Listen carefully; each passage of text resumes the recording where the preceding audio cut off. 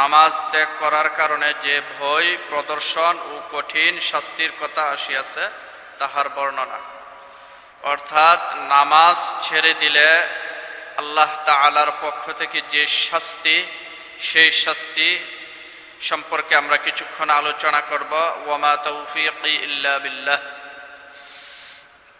সর্বপ্রথম আমরা হাদিসটি পড়ে নিই।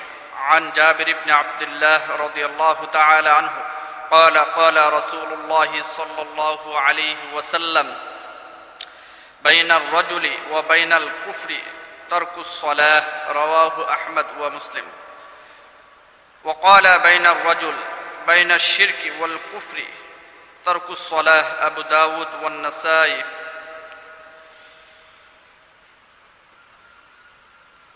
এখন হাদিস শরীফের অর্থ আমরা ইনশাআল্লাহ শুনব।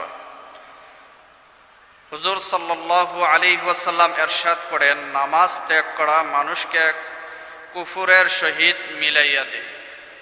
সকলে বলি নাউযুবিল্লাহ।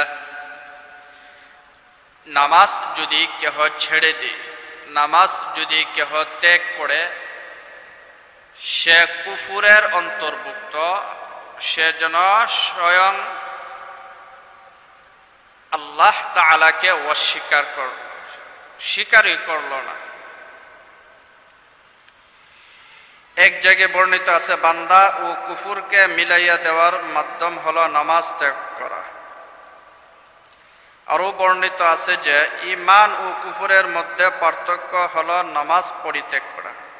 আহমদ, মুসলিম, আবু দাউদ, তিরমিজি, নাসাই ওয়া ইবনে মাজাহ গুরুত্বপূর্ণ কিতাবগুলো থেকে এই হাদিসটি কি করছে, বর্ণনা করেছে। এখন হাদিস শরীফের ফায়দা। এই যে এতক্ষণ আমরা হাদিস শরীফ এবং হাদিস শরীফের অর্থ আমরা শুনেছি, এর উপকারিতা, এর ফায়দা কি আমরা ইনশাআল্লাহ জেনে নেব।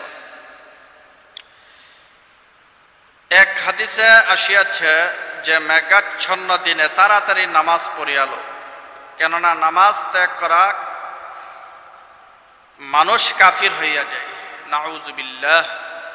কেউ যদি নামাজ ছেড়ে দেয় সে কাফের হয়ে গেল। আমি এবং তুমি যদি নামাজ ছেড়ে দেই, আমরা যদি নামাজ ছেড়ে দেই, সে আর মুসলমান থাকলো না, সে যেন কাফের হয়ে গেল, কাফেরদের অন্তর্ভুক্ত হয়ে গেল। কত বড় কথা! কে বলেছেন? আল্লাহ রাসূল সাল্লাল্লাহু আলাইহি ওয়াসাল্লাম। অর্থাৎ কখনো যেন এরূপ না হয় যে মেঘাচ্ছন্নতার কারণে ওয়াক্ত চিনতে না পারায় নামাজ কাজা হইয়া যায়, ইহাকেও নামাজ ত্যাগ করিয়া বলিয়া গণ্য করা হইয়াছে। কত বড় শক্ত কথা যে নবী করিম সাল্লাল্লাহু আলাইহি ওয়াসাল্লাম নামাজ পরিত্যাগকারীদের সম্বন্ধে কুফরের হুকুম দিয়েছেন। কে দিয়েছেন? নবীজি। কে দিয়েছেন? অনেক কত বড় কঠিন শাস্তির কথা বলেছেন, কঠিন কথা বলেছেন আমাদেরকে। এরকম দেখো, তোমার আর আমার, আমাদের কত ওয়াক্ত যে নামাজ ছুটে গেছে, হিসাব আছে? হিসাব নাই। এর জন্য আমরা আশা রাখি, আল্লাহর কাছে দোয়া চাই, দোয়া করি আমরা যেন 5 ওয়াক্ত নামাজ যেন জামাতের সহিত আদায় করতে পারি। সকলে বলি আমিন। যদিও আলেমগণ এই হাদিসে নামাজ ত্যাগ করার অর্থ নামাজকে অস্বীকার করা বুঝাইয়াছেন, তথাপিও হুজুর সাল্লাল্লাহু আলাইহি ওয়াসাল্লাম এর বাণীসমূহের মর্ম এতই কঠিন যে যাহাদের অন্তরে হুজুর সাল্লাল্লাহু আলাইহি ওয়াসাল্লাম এর মর্যাদা ও তাহার পবিত্র বাণীর আজমত, গুরুত্ব সামান্যতম বিদ্যমান, তাহাদের নিকট উহার গুরুত্ব অপরিসীম। ইহা ছাড়াও হযরত ওমর রাদিয়াল্লাহু তাআলা আনহু, হযরত আব্দুল্লাহ ইবনে মাসউদ রাদিয়াল্লাহু তাআলা আনহু, হযরত আব্দুল্লাহ বিন আব্বাস রাদিয়াল্লাহু তাআলা আনহু প্রমুখ বড় বড় সাহাবীগণ অভিমত এই যে উজর ব্যতীত কোন উজর নাই, উজর নাই, কোনো উজর নাই। এখন তুমি বসে আছো, বসে বসে গল্প গুজব করতেছ, কোনো কাজ করতেছ, অথবা এমনিতে বসা রয়েছে, আজান হয়েছে, তোমার কোনো কাজ নাই, বেহুদা তুমি বসে আছো, উজর ব্যতীত নামাজ ত্যাগকারী কাফির। উজর, উজর বলতে হয় কোনো একটা কারণ, তোমার অবশ্যই কারণ থাকতে হবে। তুমি যে নামাজটা এখন যে পড়বা না, কিছুক্ষণ পরে পড়বা, তোমার একটা কারণ থাকতে হবে, কারণ ছাড়া নামাজ ত্যাগ করা যাবে না। নামাজ ত্যাগ করলে কাফির হয়ে যাবে।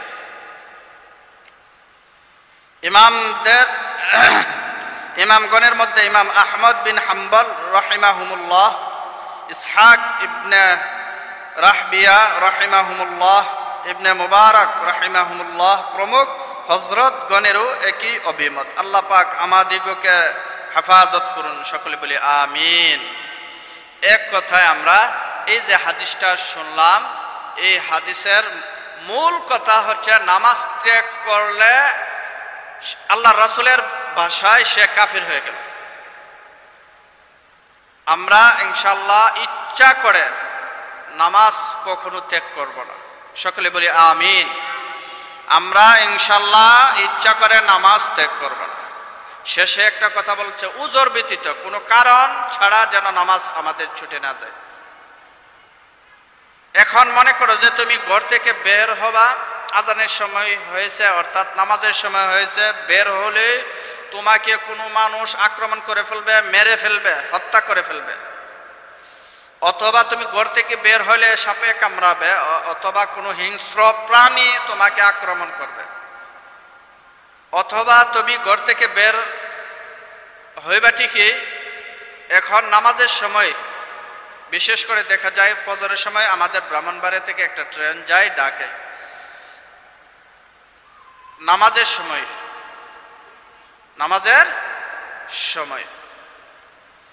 এরকম নামাজের সময় ট্রেনটা যাবে, যদি নামাজের ওয়াক্ত হয়ে যায় নিজে নিজে একা একা নামাজটা পড়ে ফেলবা, নয়তো মুসাফিরের নিয়তে, সফরের নিয়তে তুমি উঠে পড়বা গাড়িতে।